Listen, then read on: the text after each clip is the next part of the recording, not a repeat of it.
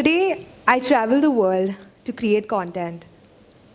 I wear clothes from designers that I always dreamt of wearing.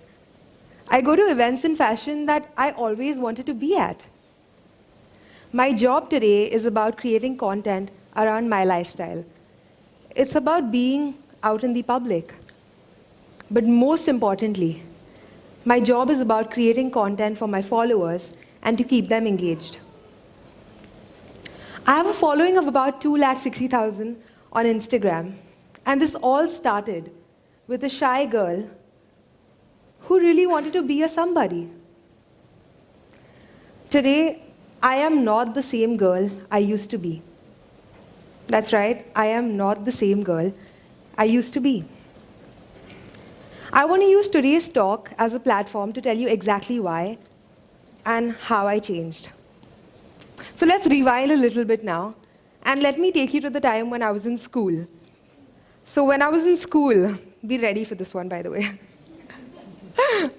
When I was in school, I was this really shy, introvert girl. You know, I was almost too scared for everything. I was one of those kids in class who wouldn't even raise a hand if she knew the answer because I was just too scared. But growing up, my childhood was amazing. I had a set of friends that I would always go down to play with. I was a really pampered child at home. My dadi, my aunt, my parents, they would all pamper me. But in school, the story was a little different. Of course, I had friends in school, but I was really comfortable in my own circle. I was definitely not one of those popular kids. So if someone back then told me that, Juhi, a few years later, you're going to have a job where you'll be required to be this confident person, putting your life out there, I would think that they're absolutely nuts. You know, how is that possible? Most of my viewers today think that I'm this really confident girl, you know, someone who can do anything, say anything she wants. But clearly that's not true. So now you guys must be thinking, what happened? How did I change? You know, what made me change so drastically? My answer to that is that life happened, you know. I evolved as a person. Experiences happened. I'm sure most of you in the room today have had experiences in life, and that has really changed you as a person. So the answer is the same for me. Life happened to me. So now I'm going to take you through my journey. Let's step back a little bit, and let me tell you part one of my evolution. So part one happened when I was fresh out of 10th standard. And when you're in Mumbai, for us, we get to wear colored clothes in junior college. So right after 10th standard, I realized that I get to wear colored clothes. And guys, by the way, when I was in 10th standard, I had become this really chubby girl who was low on self-confidence. So for me to really, you know, try and dress up and go to college was quite scary. So then I fell in love with the concept of taking care of myself. You know, that was the time when I actually wanted to really take care of myself, eat right, go work out, and I fell in love with the concept of healthy living. And that's when I also really found myself, because I also realized that I actually love to dress up, because I get to pick clothes, I get to sort of match accessories, and I really fell in love with the concept. So that was part one, you know, where I found myself. Now, the next part of this evolution is right after 15th grade, when I was a fresh graduate. Most of my friends in class wanted to now go on holidays and, you know, celebrate the fact that, okay, we've just graduated. But me, you know, even though I was this really shy girl, I was so desperate to start. You know, just start as soon as possible. I wanted to be successful as soon as possible. So right after graduation, I went home and I started applying for internships. You know, I knew I wanted an internship in fashion for sure because I knew that was my calling. So I decided to start applying for internships as a fashion stylist. So I started applying to magazines, publications. I remember I sent about 100 emails, and I finally got a response one day from a magazine called Grazia.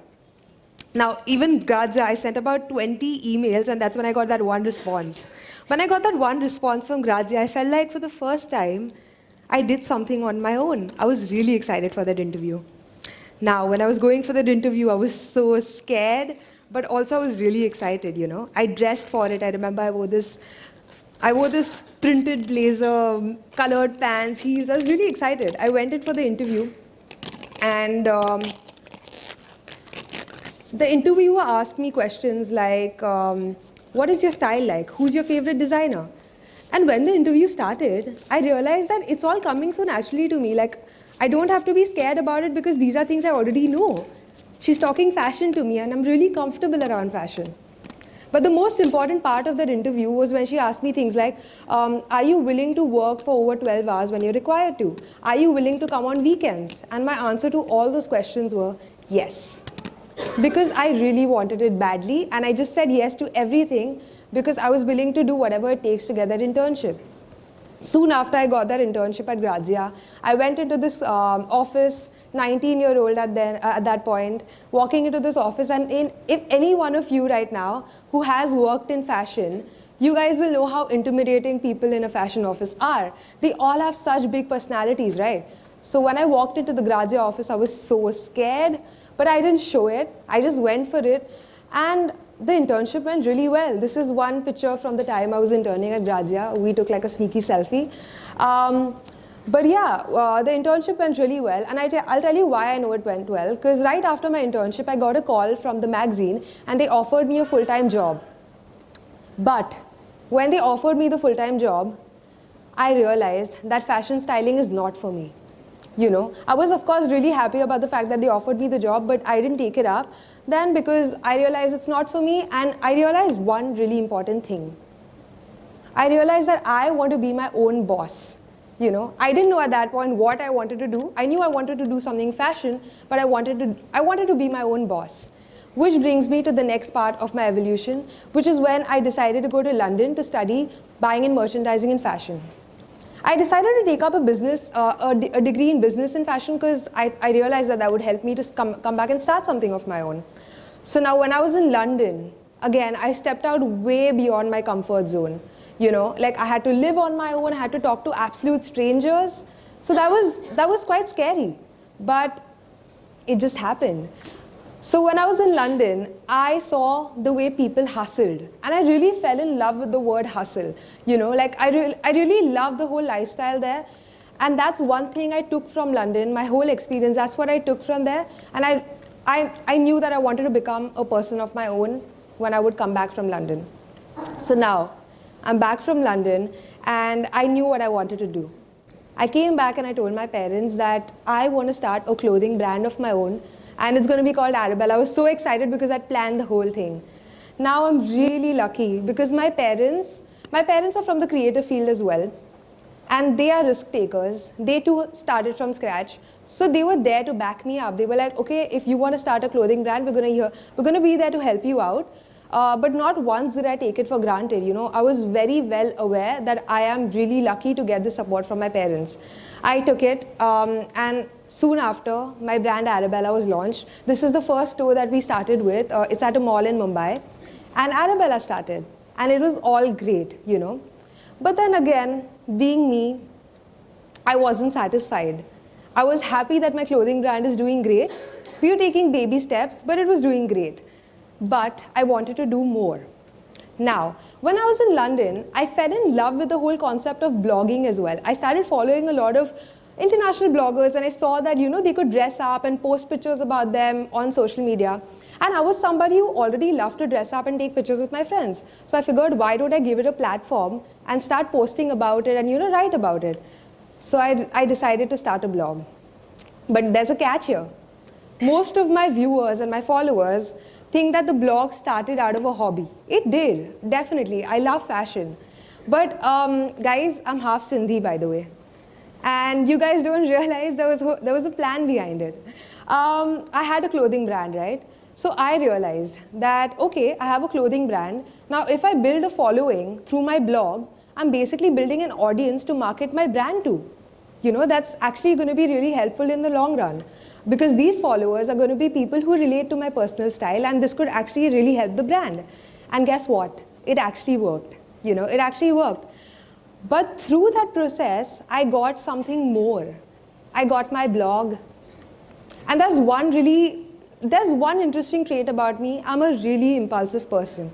Now, my boyfriend Siddharth and I, we keep fighting about this because I'm a really impulsive person. Like, if I want to go for a holiday, I'm going to book it. If I want to do something, I just do it. whereas he is someone who really thinks through it. So I guess that's where it keeps us balanced. But yeah, I am a really impulsive person. So the day I decided that I want to start a blog, I immediately called up a photographer I knew. I set up a shoot for the very next day. I went back home, picked out a few outfits, and I literally went out the next day and shot. I remember I made my Instagram account public that day with 200 followers, with friends and family. I started posting. Now, when I started posting, I started getting, positive feedback. And we as humans, when we taste the smallest of success, we get really greedy and we want more, right? So that's what happened to me with the blog. I started getting really good response with the posts I did, and I kept at it. I was so consistent with the blog. I would go out and shoot every single weekend, and it started from there. But now again, a few months later, I was at it, but then I wanted more. I was like, okay, what's next? I love this. The brand is doing well, the blog is doing well, but what's next? So at that point, again, I didn't know that blogging could be a career for me. I knew it's something that people do as a hobby, but I had no idea that people can actually get paid for creating content. I had no idea. But I just wanted to do it because I realized there were some other bloggers who were working with brands at that point. So I figured, okay, let's get onto some forums where bloggers are really active with other brands. And I got really active on it, and that's when I got my first project.